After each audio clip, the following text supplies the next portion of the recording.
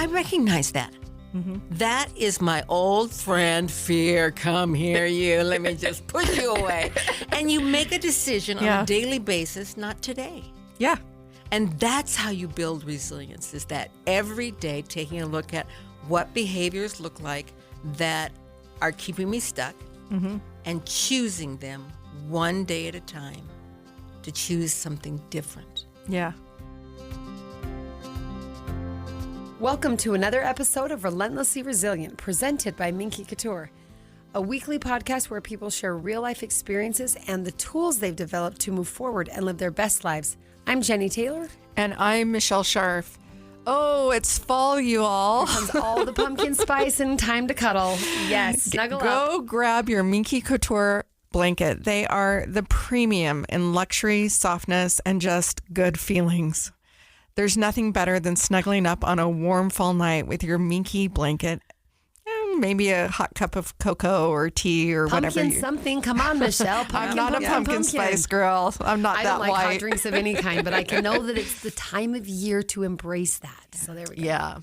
Get your pumpkin spice. So Minky Couture, you can find them 6 locations across the Wasatch Front or minkycouture.com.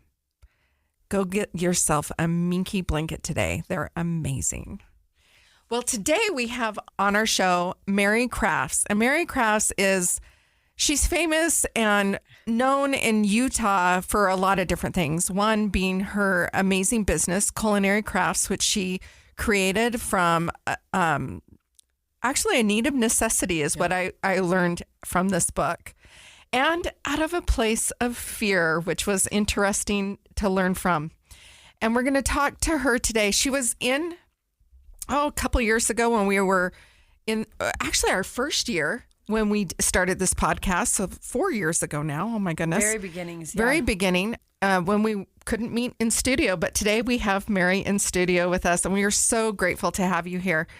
When you were here, you were writing your book. Yes, I hadn't published it yet, but now it's been 2.5 years almost 3 years since I published that book. Oh my goodness, I can't believe it's been that long. Yeah. It's called Unbounded, From Sorrow to Summit. I have read it now twice, and there were a lot of takeaways for me and a lot of things that I learned about you that I found really fascinating. One of which I just brought up, that you had created your business out of a place of fear. Would you tell us a little bit about that? Yeah. I would love to say that I was an entrepreneur by choice, but I felt like I went kicking and screaming down the road of being an entrepreneur. It's not what I had envisioned for my life. I had really envisioned just being a stay-at-home mom like my mom. I grew up in the 50s, high school in the 60s, college in the 70s, and that was still very much the norm for people. You did not, as a woman, think, I'm going to be the president of a company. But it didn't take me long after my marriage to realize that my husband was never going to be able to support us, that he could not hold down a job. And I decided I really had 3 choices. One, to either divorce him now, and I just had my second child. My first one, I was pregnant on my honeymoon, so I felt no turning back. You're here, your feet are in. Or I could just decide that it was okay to be on welfare the rest of my life and do this month-to-month, mouth-to-mouth kind of existence. Which doesn't feel good. It just I've did lived not. my life in that place. My parents were not that way. My dad was an entrepreneur. They were real go-getters. And so I thought, well, you know what, Mary? You can pick yourself up by your bootstraps. And I knew that I could support myself and this family. And I didn't exactly know how at the time, but I knew that I could. But you had a core belief within yourself. There yourself. was a core belief in me that I could do this.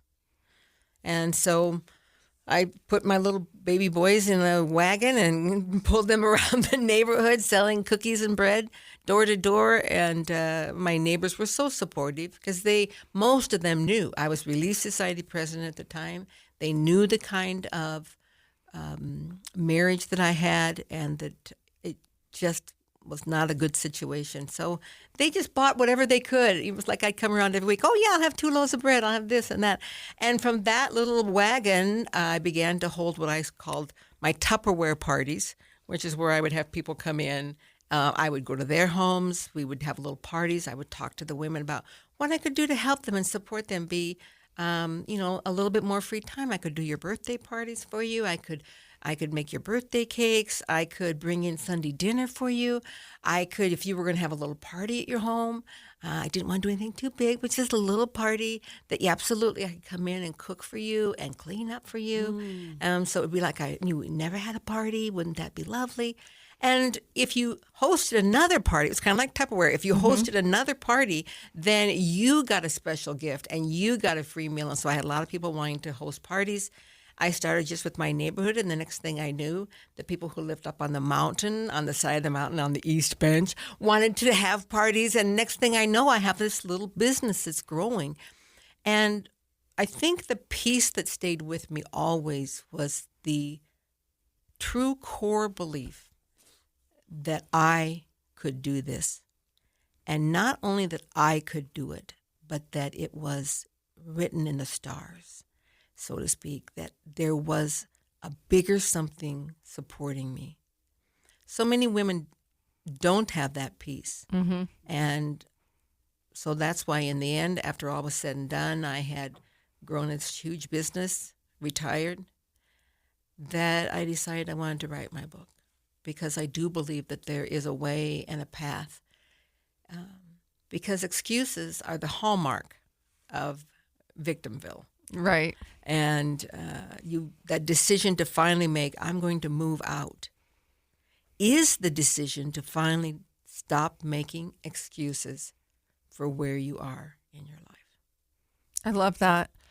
I do love that you call Victimville a place. Yes, it's definitely a place. It's definitely a so place. It's a comfortable to mindset. live there. It is And a don't place. we all sometimes just go to visit? and Yeah, linger? stay there for a while.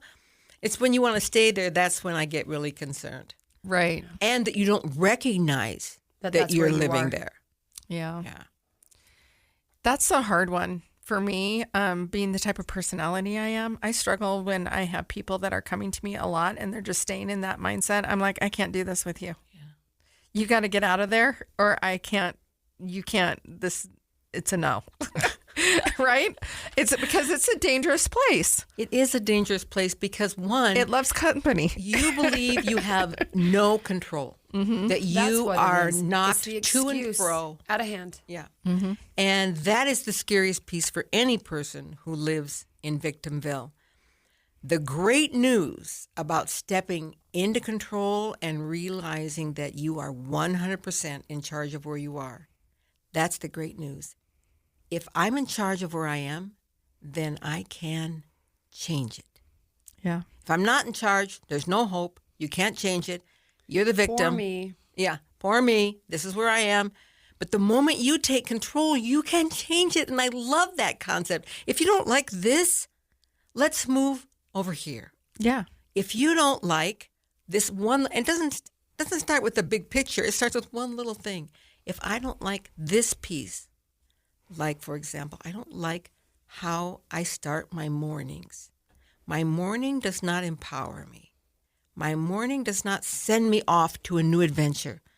My morning actually kind of keeps me in this stuck place. Well, so what am I doing in my morning?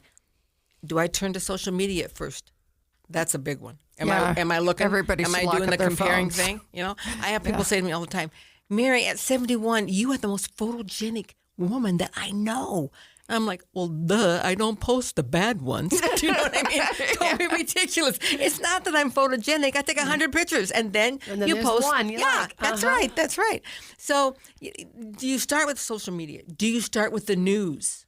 Oh, please. Which is also just depressing. Yeah. depressing, Do you start and jump right into looking at your calendar and all the things that are in front of you for the day? And are you allowing yourself to get in that overwhelmed spot?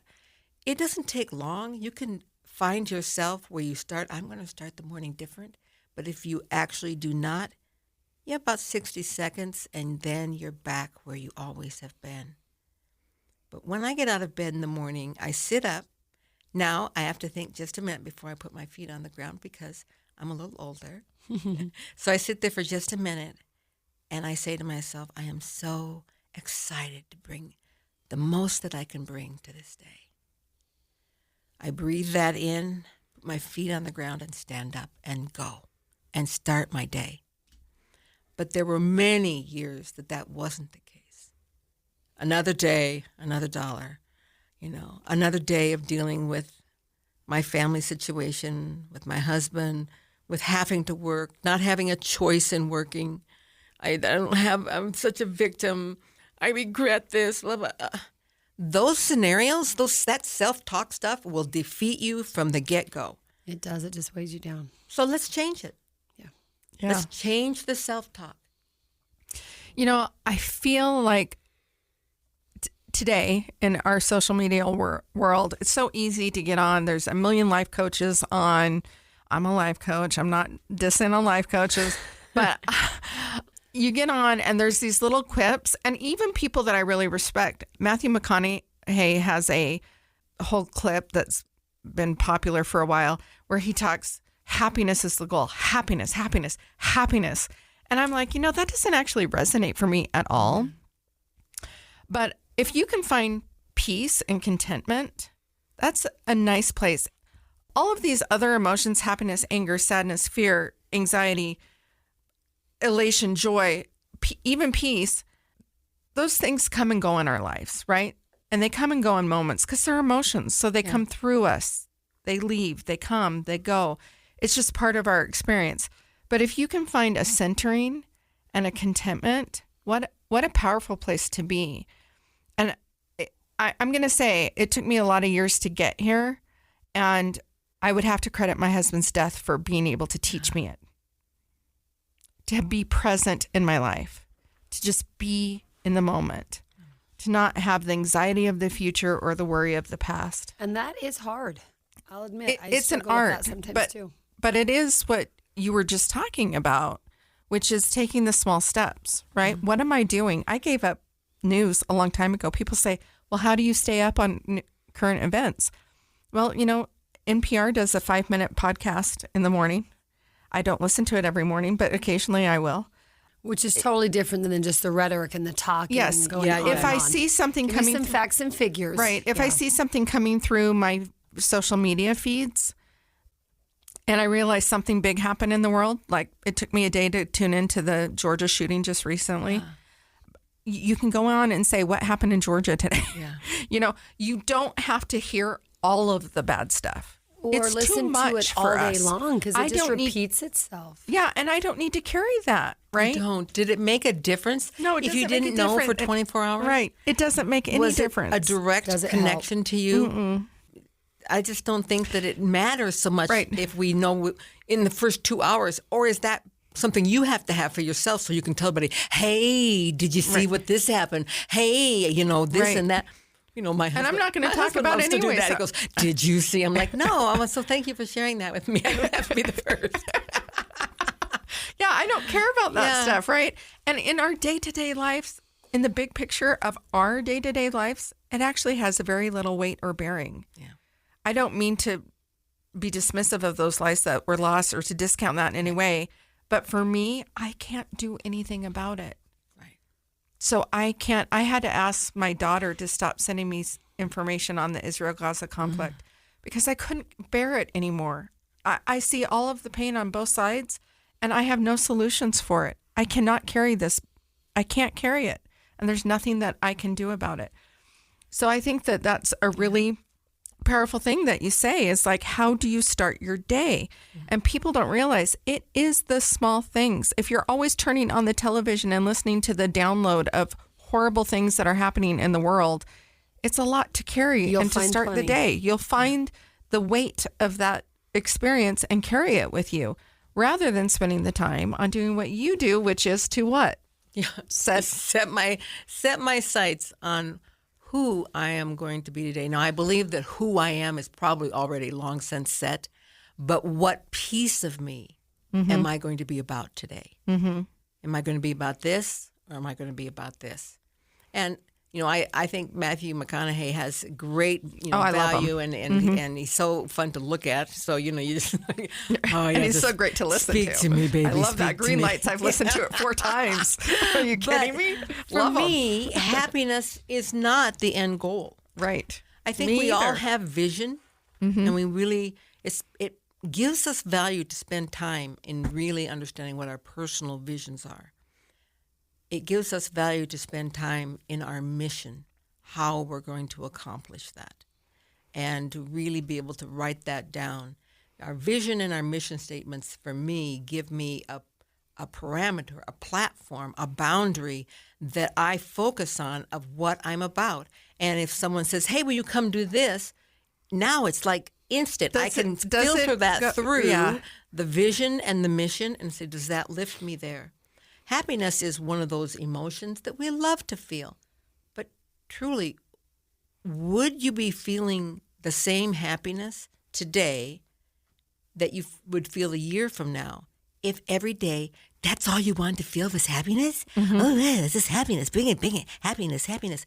I think the gambit of emotions are really what bring it to me. It was a couple of years ago when I went back to my former husband and said to him, thank you. Thank you. I'm so grateful for the time we had together. I learned so much. I'm the woman I am today because of our experiences. And thank you. And I had to experience what that life was like to know what this life is like. And so for me, the overriding piece is not happiness, but joy. Yeah. Joy comes in so many different forms. But I even now find joy in my struggle. And I know that sounds weird, but I do. When I'm in the middle of something that looks like I just think, okay, I am so grateful I'm in the middle of this, because what's coming out of this is I am going to be more joyful than I've ever been in my life. And so being able to have joy through every step of the life that we experience. Happiness is one of those emotions that I experience as life ebbs and flows. Yeah, I agree. I love that you brought that up, finding joy in the struggle. 100%. I'll never forget the moment my husband died. And I was both full of such intense amount of grief that it had actually happened, and also absolute joy that he was free and that he was no longer trapped in that body where I knew he didn't want to be, where he desperately wanted to be free. And it was the same moment. And I didn't know that we could actually experience competing emotions at the same time. And it was a powerful lesson for me. And I think that moment shifted my mindset, looking back through my life. I had a lot of time for self-reflection in this process, to be able to see where those negative experiences of my life have been some of my greatest teachers. And I started actually retelling my story to myself. Instead of being in the victim of those circumstances, I started looking for, where was I the victor? And I started rewriting my life experiences and seeing how I championed those. I love that. And it changed my entire perspective.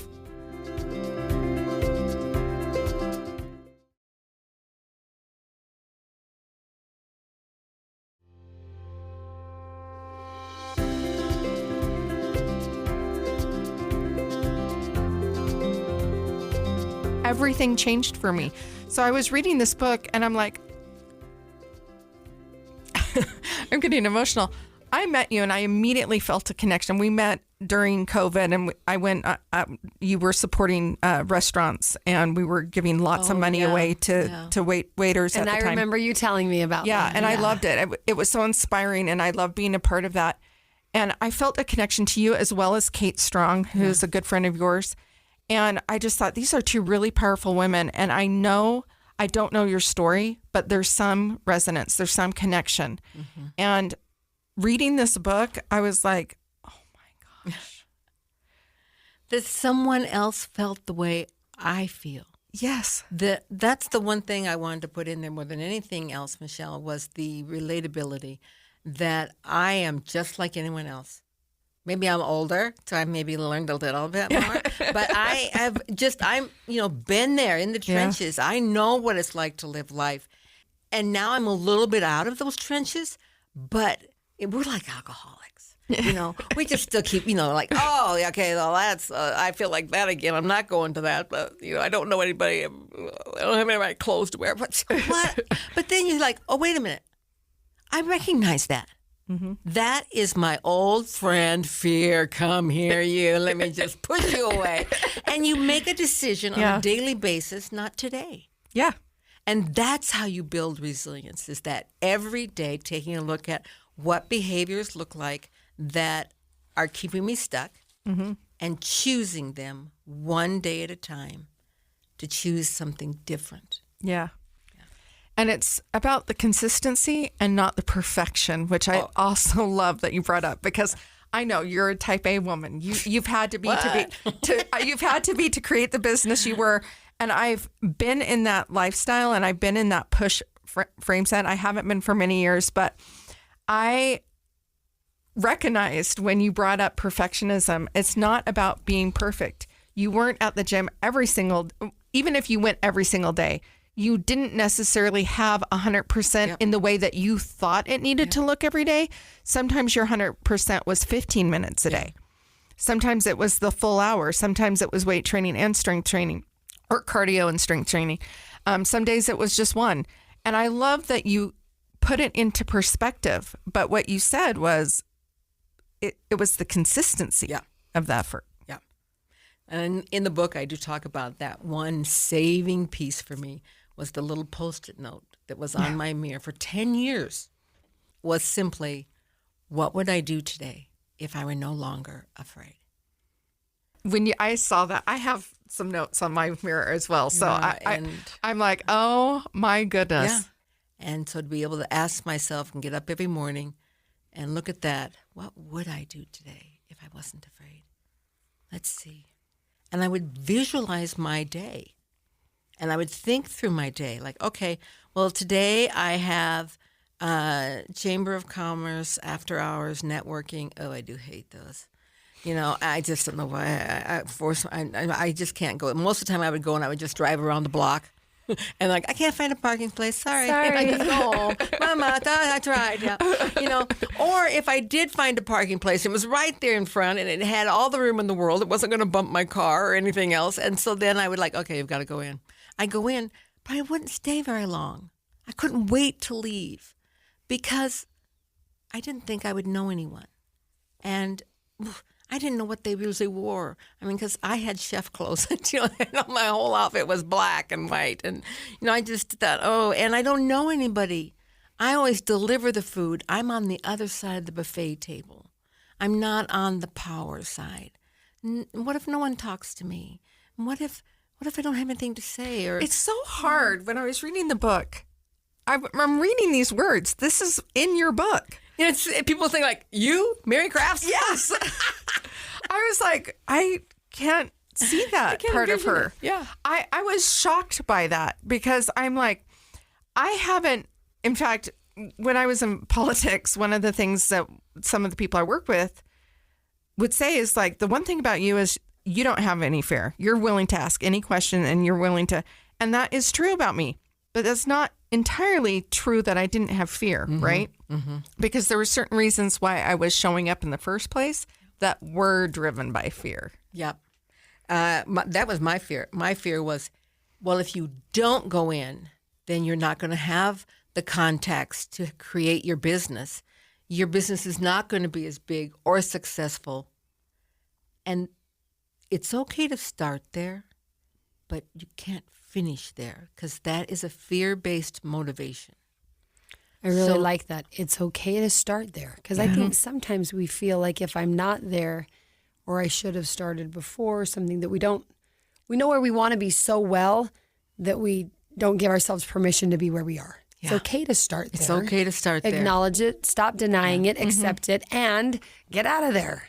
The one thing I hear more than anything else from people is when they introduce me, especially, or anything like that, they say, the one thing about Mary is she shows up. Mm-hmm. And I think about that book and how I wrote the story about how it was so hard for me to show up. Yeah. But I did. I began to show up. And the way to not be thinking about someone not talking to you is what? For you to talk to someone else. Which that can be hard. I mean, so, it's hard for a lot of people. Rather than just going in and standing there, seeing that some people had name tags and then asking them, I see you have a name tag. where do I get that? I'd love to have a name tag. And so then they said, well, it's right over there and you register. And so I go over there and then I say, find the next person. I said, oh, I finally have my name tag now. So tell me a little bit about how this event runs. Oh, usually we just do this mingle kind of thing. And then we have a little dinner and then we have a speaker. I'm like, oh, that's so great. That's so great. And then I just start with, well, how long have you been coming? And what do you do? And blah, blah, blah, blah, blah, blah. And the next thing you know, we go to sit down for dinner and she says, hey, come sit by me. Okay, thank you so much. Yeah. But that's how it is. Yeah. It's those little baby steps. And I began to show up. And now I show up for people. When you reached out to me, I look at my calendar. I'm like, okay, I have 0 free time. But this is important. It's important for me to talk about resilience for others. It's also important for me to show up for you as a woman and to be here for both of you to just like share what I have. Yeah. And so I show up. I appreciate that. It means a lot to me. Beautiful. I think it's powerful on many levels. So I want to get into the book a little bit because I will have to say I'm a very vulnerable person. I am an open book. That doesn't mean it's easy all the time for me to be so vulnerable. Yeah. I am that way. It's part of my personality, but it doesn't mean that it's not hard sometimes to put yourself out there. And there's a few times in this book where you talk about peeing on yourself. Twice, actually, yes. I talk about that. There's two very clear moments. And I was almost in tears the first time because, first of all, it's really before your health journey started. Yeah. You were heavy. At the beginning, yeah. It was right at the beginning. You were not healthy. You were not at a good weight. And so you crossed this bridge with your family. Tell us that story. Well, really my whole life, as you know, as excuses are the hallmark of the victim. Mm-hmm. And we use them to help us feel better about not showing up, about being less than, because we make excuses so that we don't have to face the fact that we're less than. And we give ourselves this space to be less than. And so really everything in my life with my family, as I began to put on weight as a protectionism, as a coping mechanism, I wanted so much to be part of my family and their joy of being children and playing and running and hiking and being outdoors. My children, very active. And it was always that, okay, Mom, let's plan this. We're going to go do this. And I would be, yeah, I want to do that. Oh, totally. I'm on board with that. But the morning of the hike, I'd be like, I woke up sick. I don't know why. And I would be sick. But not because I was sick, but because I had mentally made myself sick because I was so afraid of participating. And I had been taught from a young age and then taught myself and then in situations that taught me again and again, Mary, you can't do anything physical. So avoid it at all costs or you're going to make a fool of yourself. And that's what I set out to do. So through my children's growing up years, I avoided anything with them. And they just got so they kind of knew. Mm-hmm. Even if we'd planned things, like, Mom's not going to show up. She's not going to do this. I had that experience with my mother as a child. And the interesting thing, it's another similarity we have. That number that you shared, 284 pounds, that was my highest weight as well. Ah, wow, that's interesting. Yeah, same number. So every time I read it, I'm just like, this is so interesting that we've lived different lives, very different lives, but very parallel experiences, you know? Incredible. And so I had that same experience with my children and I started to realize I've got to do something different. I cannot do this because I am missing out on the joys of being able to participate in things with my children. Even going to Lagoon and riding a ride. Yeah. Or even going to Disneyland and being able to walk the whole time. Yeah. Or fit into the ride. Right. Oh, no, there were rides that I would say I didn't want to do that. But really, it was just I looked, I'm like, look, I can't fit in there. Right. Exactly. Yeah. It just wasn't going to happen. My husband got a race car. I couldn't fit into the race car seats, the bucket race car seats.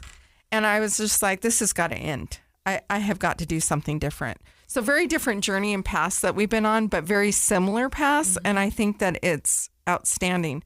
But I think that there's some going to that bridge experience. Tell us what happened the morning of that bridge. So we were in Sydney, Australia, and we had been on a trip going back to where my son had served his mission in Tonga. And Sydney, Australia was the stop we were going to also make.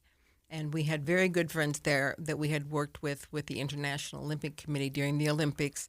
And this event planning company was in Sydney, so we stopped and saw them. We went up and scuba dived at the Great Barrier Reef and all sorts of things. And it's just so you know, you can scuba dive when you're heavier. Right. So, you know, if you can find a suit. But they actually have them. But so anyway. they will weigh you down. So you can. I've because done that you're as so well. buoyant when Yes. when you're heavy, you know, you're like, whoa, and they kept putting weights on me and finally got me to go down. Right. Anyway, so the morning we were in Sydney and we were walking around the city and there was this beautiful Sydney Bridge. And you could see way up there that there were little tiny, tiny people up on top. And I just thought, wow, that's amazing. And of course, my children turned to me and said, Mom, let's go up there. And immediately I thought, oh, what's my excuse? I've been healthy. I've been walking around. I can't say I'm sick. But I'm just like racking my brain. Like, what is my excuse? What is my excuse? And I'm just like almost making myself sick. Oh, yeah, that's it. I'm going to suddenly get sick. Oh, they're not going to believe that because I can't suddenly be sick. And I went into that. And they're over there buying tickets. And I'm like, oh, my gosh, what? And I went into the bathroom. And I just sat in that stall with my head down thinking, oh, my gosh. How am I going to get out of this? How am I going to get out of this? And I was just like crying. And I felt like someone had me by the jugular vein and was squeezing my throat like I could hardly breathe. And finally I looked up and I thought, you know what? This is the fear that has controlled my life, my entire life. And now I'm face to face. I either will face the fear and tell my children I'm too afraid, or I'm going to do this. And that was just like something clicked inside of me. This is my moment. I came out of that bathroom resolute. I went right over to where they were and go, let's go, get me my harness on. Because you have to be harnessed in, and you can't have anything in your pockets, even a pencil from that height. If it comes out and falls on the cars below, it will go through the roof. Yeah. That's how tall this is. Yeah. And so I'm like, okay, put it on, let's go. And then we go over and there it is. That's where you grab a hold of it and you start up, and it's a ladder. It's these rungs. And you would come to a platform and then you would shift and go up another group of steps and then shifts. And I'm like, oh, okay. You only have to do this. If you can do this, this is your first step. You're peering into the step from fear to love. Can you just step here? I grabbed a hold of that. I took one step up, and then I didn't look up. I didn't look down. I didn't look to the side. I just kept looking right in front of me at those rungs and up and up and up. I could hardly breathe. My skin was just tingling. I couldn't get my breath. And finally, I peed in my pants, and there were all those people down below me. And I'm just yelled out, I'm so sorry about that. Bah, you know. And I just keep climbing and climbing with my eyes just barely open so I could just see that. I didn't want to look down. I just kept going. And finally, my oldest son, Ryan, said, Mom, what? And my eyes are still closed. Mom, we're at the top. What? We're at the top? I made it?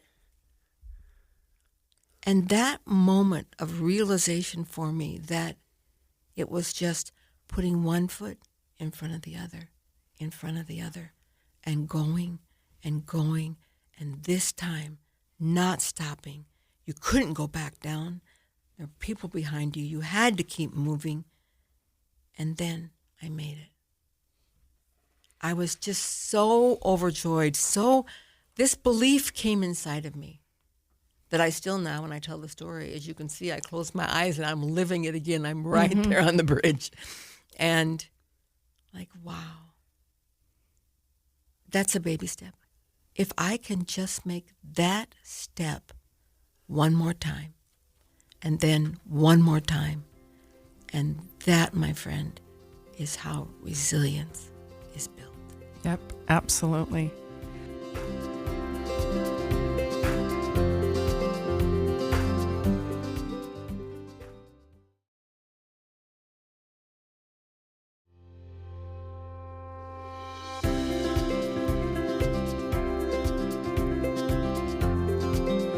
I love that story. And for some people, they might hear it and go, well, that's not a big deal. She was in a harness or whatever.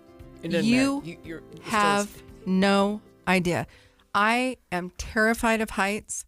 I am terrified of not being fit enough, not being healthy enough, not being strong enough. And I did something similar in Mexico where I had a friend take me on a ropes course that went up very, very high. And then we came down like 3,000 feet on a zip line. Yeah.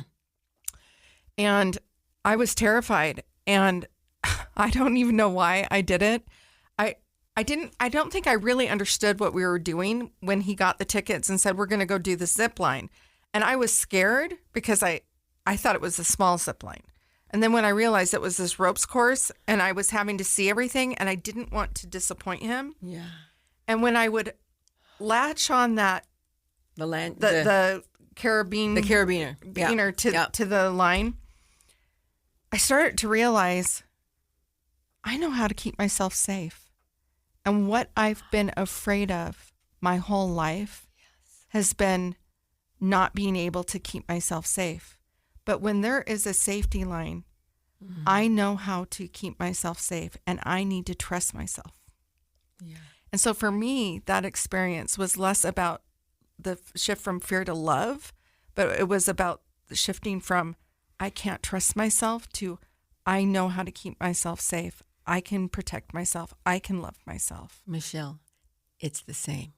It is the same. When you learn to shift from not trusting yourself to trusting yourself, it's the same. Different words, but the same. Right. It's from fear to love. To loving yourself, believing in yourself, that you can do this, that you've got this. Yes. Yeah. I had a very similar experience. So I'm reading in your book and I'm like, what a beautiful experience that it was on a bridge, because to me, I was going across a very deep divide mountain, but it was, I think, nowhere near as terrifying as what that sounded like to me. But I love the illustration of that because it was like you started on one side of that bridge, and by the time you got to the other side, you had overcome so much more than just the physical climb. The physical part. Yeah. And what I've learned is that sometimes when I think I physically can't do things, I'm much stronger than I can be. But it's all about that mental fear that we put in our head and stop ourselves from allowing ourselves to move forward. Yeah. And it is powerful. It is so powerful. I think about like having a baby. Yeah. Okay, every woman walks up to that moment and they say truly to themselves, I know every other woman in the world has done this, but I don't know if I can. I don't know if I have what it takes to have birth this baby. I don't know if I will get through. I don't know. And then they do push through and they do have this baby. And they're like, oh yeah, I got that. I'll have 8 more. Yeah. You immediately forget about it. You're like, oh, bring me more. That's how we perpetuate our I've got this down. I've got this down. I can do anything. That's kind of an experience that most women, not every woman has experienced, but most women, when they thought, I can't do this. I don't know that I can do this. I might really be less than everybody else. Yeah. And then you do, and you like, okay. Yeah. I want to let all of our listeners know this book was an easy read for me. I read it in less than 2 hours. Yeah. Super easy read. I usually tell people 4 hours, but you must have been zooming. I am a fast reader, I will say. I love, and I will give the caveat, I did not take the time to go to the specific podcast. I do listen to your podcast. Some of these I'm like, oh, I'm going to go back and listen to those podcasts later. But I didn't have enough time for that this weekend. But it's a quick read. And what I would encourage listeners who have not picked up this book is get the book, read it as fast as you can. Just go through the book. Then go back and start at the chapter and go through the podcast. Yeah. And then take the time to go in the very back of the book and do the exercises. Right. A lot of people have the capacity to use this one book. It's not a very big book. Mm-mm. It's how many pages here? 155. 155. A lot of people have the capacity to take this book and use it as a manual for their life. It's that simple. If they take the steps, it's that simple. It truly is. If you're struggling with the steps, then I say hire a coach, whether it's Mary or somebody else that you find, because these are the principles of coaching. Taking these small steps, learning consistency. What are the blocks? Discovering and self-reflecting. And that's having an accountability partner, which is really what a coach should be, can be a very powerful tool. And so I would say if you can't do this on your own with this great, easy book, with the podcast episodes that you've got in there, then hire a coach and get yourself started, because these steps are life-changing. And I have to say, I just returned from a family trip, and I shared this with Jenny and my producer. I have struggled with, I've been doing the work for a long time. Went to a training company here years and years. I was 24 years old. And it started me on a path of self-discovery, reflection, and growth. And I have been at times challenged, frustrated, been in therapy, out of therapy, hired life coaches. And I just felt like, oh my gosh, it's just an onion layer after an onion layer after an onion layer. And at 55 years old, 30 years of doing the work, I have finally got to a place where I'm like, I'm not going to say I'm healed, because we're always in growth, and I never want to be not in the growth mode. But I have done my work correctly. And going home and being able to be home and not be stimulated, triggered, left mentally challenging myself, being able to walk back into some circumstances that are challenging, and being able to leave the past at the door. Was so powerful. So I want people to know this stuff really works. It does really work. It's just my journey, and I share it in kind of a how-to fashion. I love it. How to overcome fear and live the life that you were meant to live. And I'd be curious, I'm almost finished recording the audio version now, almost 3 years later. And because Amazon said to me, Mary, 82% of the books we sell are Audible. Yeah. And you must do an Audible. And I'm getting ready to start my second book. So I thought, okay, I need to finish this up.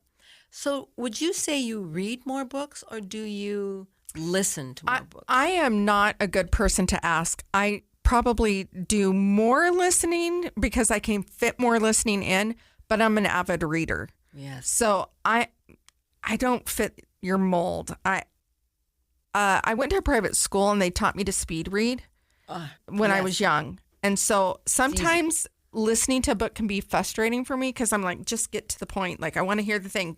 Like, I can read and comprehend faster than a lot of people. So that's how I am. Yeah. Because when I'm reading it, the guy that's recording it for me kept saying, slow down. I'm like, slow down?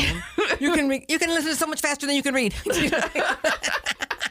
Jenny, how about you? I'm your Audible audience for sure, because I am always on the go. I feel like I am always in my car, driving from meeting to meeting or place to place, or doing the laundry with my AirPods in. And rather than just listen to music or endless news or whatever, I love listening to a good book. Okay. So as I drive or work around the house, that's definitely where I get a lot more of my reading.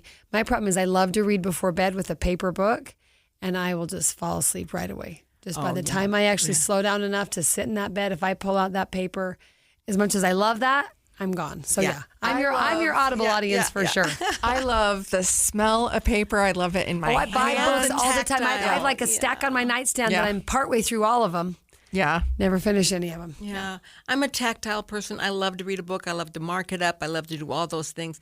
I saw a woman the other day, and I was having lunch just randomly up at Rooted, and she came up to me and she said, Mary, I'd never met her. And she said, I read your book. And I said, oh, that's great. And of course, I guess because of the pictures on it, she goes, and now I follow you on social media. Okay, great. Now she's following me on social media. And this is what she said. I was drawn to pick up your book because I found it at Savers. and it was all marked up. Oh, fun. Somebody and so else's I knew that notes. whoever had read that book found so much value in it that I thought that it would be of value to me. So she picked up this already marked up book. Now she's marked it up, and she can't wait to listen to the audio of my voice talking Yeah, about I love when these it's the actual author, his or herself, reading the book and not a hired voice. I That's have to say, there are some books that I have listened and I've had to buy the book because there's so many details, time, places, events going on that I can't follow it. I can't follow it. And I think that's maybe in part because I've learned to visually read, not auditory. Well, it's kind of like you said on this book. You read through it very quickly first, and then you can go back. So sometimes I will do that where I'll listen first and then go back and say, okay, I'm going to go back and dig into paper. It's called Unbounded, From Sorrow to Summit. This literally was my story of sorrow to the summit of Mount Kilimanjaro. But the metaphor of everyone's sorrow to everyone's summit applies to all. And where can I find the book? And I have Amazon? to say, we didn't even get to Kilimanjaro. We could make this a 3-part series easily, for sure, maybe even 4. We'll have to have you come back. It is a quick read, and we could talk about it in detail more than you could get so much more out of it in the discussion. Yeah, Well, I mean, I'm coming to your resiliently resilient retreat. Real connections. I'm gonna keynote there, so you can ask questions. And we are super excited about And that. you can buy the book there. Oh yes, we are going to At a have discount. Yes, we're going to have the books on sale at a discount at Real Connections at Fort Douglas in Salt Lake, October 12th and 13th, I believe. RelentlesslyResilient.com. RelentlesslyResilient.com is our website for Not that officially sign up. affiliated with KSL. Yes, they're not supporting it. They're not promoting it. But this is your own thing. This is our own thing. This is our own creation. And it's with the people that we have actual relationships in the real world with, that we have built these relationships and have had you on here because you're actually living the story of resilience.